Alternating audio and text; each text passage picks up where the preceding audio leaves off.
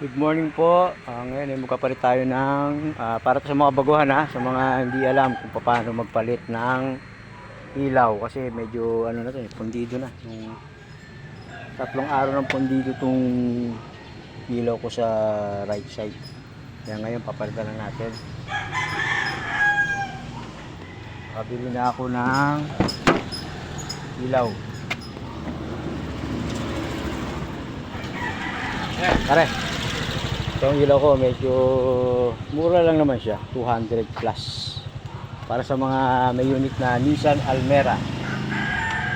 Ito ngayon ituro para sa ano lang to, again para sa mga baguhan lang to, para hindi na sila magpapaano sa ano, kasi iba natakot galawin. Ito ituturo ko sa inyo. Ito yung pinaka ano, ilaw nya plug. Bubunutin nyo lang, napakasimple. Tapos ito yung pinaka shield nya, cover. Bunutin nyo rin yan.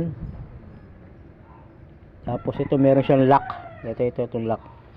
Yan po ba? Yan. Napakasimple lang. Bunutin nyo na rin. Tapos itong dim light ko medyo ano na yan, papundi na rin, kaya papalitan ko na rin yan. Itong dim light. Pihit nyo lang pakaliwa.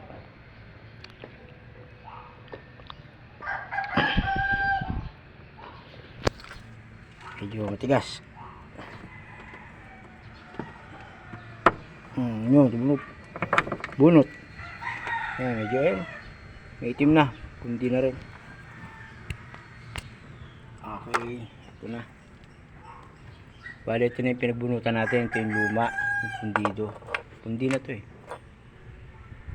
Pundi na yung low nya, ayan. Yun, yung low nya putol na.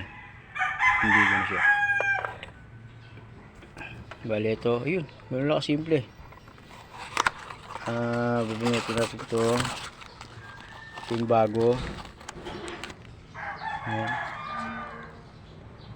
Ito yung bago. Ito yung bago, ito yung luma. Ito yung bago. Kakapit natin. Padali lang. Kaya sa mga baguhan na hindi marunong, panoorin nyo to. Napakasimple. Hindi na kayo magbabayad. Tayo na mismo magkakabit. Kasi ito ibabalik.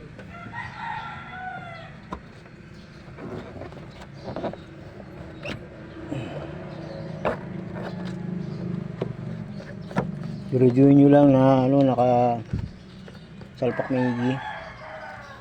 Kasi baka ano ng tubig. Tapos ibabalik nyo rin to. Ito, babalik nyo lang din.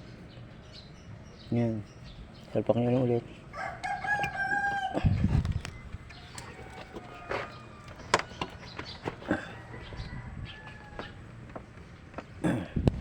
Ganun nyo lang maigi. Tapos itong dim light.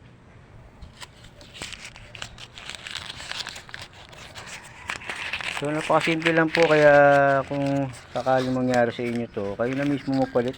Huwag nyo na dalhin sa electrician. Kaya electrician. Kaya nyo to, kasi kung sa car electrician magbabayad pa kayo. Yun. Ito po. Bago.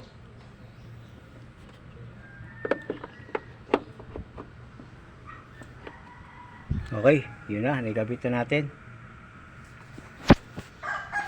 Okay po, salamat sa ulitin para sa mga buguhan yan, ha. Thank you.